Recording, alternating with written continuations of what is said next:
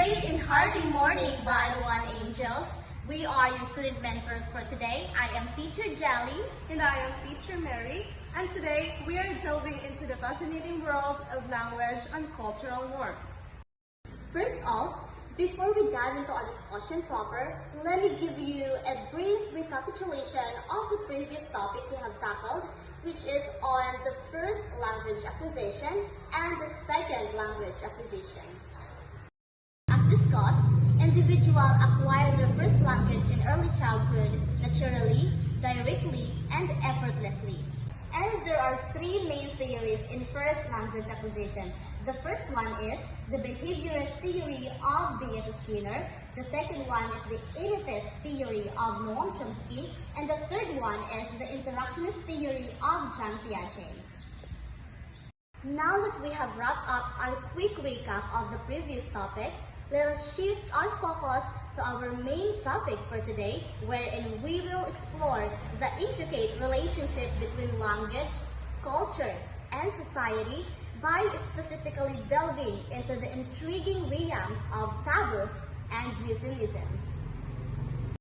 Before we explore that further, allow me to take you to a domain of how language play a crucial role in shaping our culture and our society by presenting the following highlighted quotes from exceptional writers. The first one is from Ludwig Wittgenstein, which states that the limits of my language mean the limits of my world. The second one is from Mark Amidon, stating that language is the means of getting an idea from my brain into yours without surgery. The third one is from Rudyard Kipling, stating that words are, of course, the most powerful drug used by mankind. The fourth one is from Rita Mae Brown, which states that language exerts hidden power like the moon on the tides.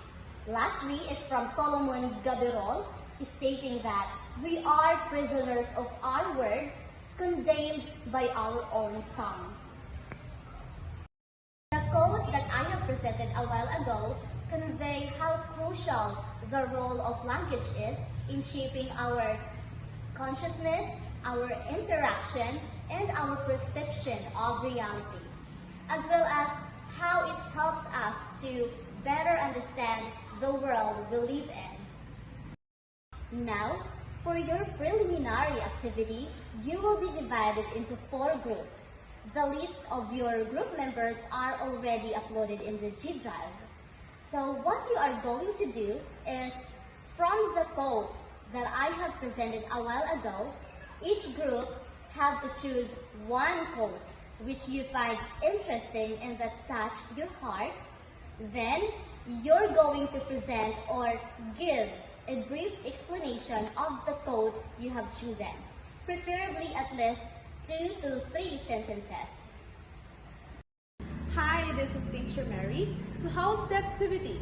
I know you find it interesting. As you all know, language is not just a means of communication. It also defines our experiences and interactions. So for today, our focus is all about taboos and euphemisms, 2 intriguing language aspects that influence us in how we discuss sensitive topics. Additionally, we are going to explore real-life scenarios to deepen your understanding about the said topic. But before we dive into our discussion, let's reflect on our own experiences. Can anyone share or tell me a situation where people avoided talking about a certain topic? How about the euphemism you've encountered or used in everyday communications? Yes, thank you for sharing your insight. Now, let us explore taboos and euphemism by some thought-provoking scenarios to be presented by Teacher Jelly. First off, let's talk about taboo.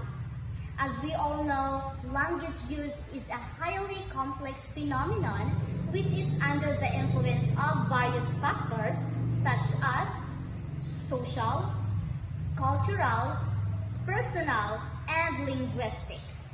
One of the sociological aspects of language is the presence of what has been called the taboo and taboo words.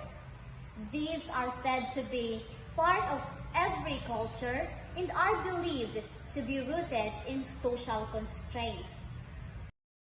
Now, let us dig deeper on the origin of taboo. Taboo is an English word coming from the Tongan word taboo. So as I have mentioned a while ago, that taboo is a Polynesian in origin and that was discovered by Captain James Cook, who explored the Pacific Islands in the 1970s and observed the Polynesian people's behavior. Captain Cook, along with his fellow shipmen, recorded the word taboo in the Polynesian people's journals as a significant local word standing for forbidden, such when a thing is not allowed to be eaten, touched, or entered. Euphemism, on the other hand, is an English word which can be traced back for the first time in a book titled Glyptographia, which was written in 1656 by Thomas Blount. It comes from Greek term euphemismus, which is itself derived from the adjective euphemus, which means of good omen. A euphemism consists in replacing the original signifier perceived as being offensive or unpleasant by another one. Now, for you to better understand the concepts of taboos and euphemisms, let me present some examples, real-life scenarios, and visual representations. For real-life scenarios, our first example is funeral etiquette. So in many cultures, discussing death openly or mentioning the deceased person's name directly during a funeral or memorial service is considered taboo. Instead, people often use euphemisms like the departed, passed away, gone to a better place, or no longer with us. For our second example, we have aging. Talking about aging and getting older can be sensitive to some individuals. So, instead of referring to someone as old or elderly, people may use euphemisms like experienced individual or wise elder. Our third example is intimate relationships. Conversations about intimate relationship can be uncomfortable for many people. Therefore, euphemisms like being intimate, spending quality time together, or having a special connection are often used to discuss these topics indirectly and maintain privacy and discretion. For our visual representations, we have, for our first image, can you identify which expression is a taboo and a euphemism? Well, the expression "it died" is a taboo, while the expression "my goldfish passed away" is a euphemism. For our second image, instead of saying making ends meet, you could say on a budget. Instead of saying living paycheck to paycheck, you could say limited at the moment. And for our third example or visual representation, instead of saying need some space, you could say taking a break. As well as instead of saying going separate ways, you could say not seeing eye to eye. Conclusively, taboos and euphemisms are two entirely different sociological aspects of language. The main difference between the two is that taboos are social restrictions on behaviors or topics that are considered inappropriate or offensive, while euphemisms serves as alternatives or substitutes used to replace the taboo words or any sensitive expressions employed. That's a great point. Cultural norms significantly influence our use of language. Now, let's engage in an activity to deepen your understanding. Right at this moment, you're going to challenge yourself. Rethink of how you talk about a certain topic. Well, what you're going to do is to transform those taboo words into more gentle euphemisms and then reverse the process by turning those euphemism words back to its original direct form. Grab a partner and let's get started exploring the nuances of words together. Just visit the attached activity in the G Drive. Now, it's time for another activity. This activity works by group and you already have your perspective group. So what you're going to do is to provide an example of taboos and euphemism words, and let's see your understanding by discussing its implications into your everyday language through video presentations.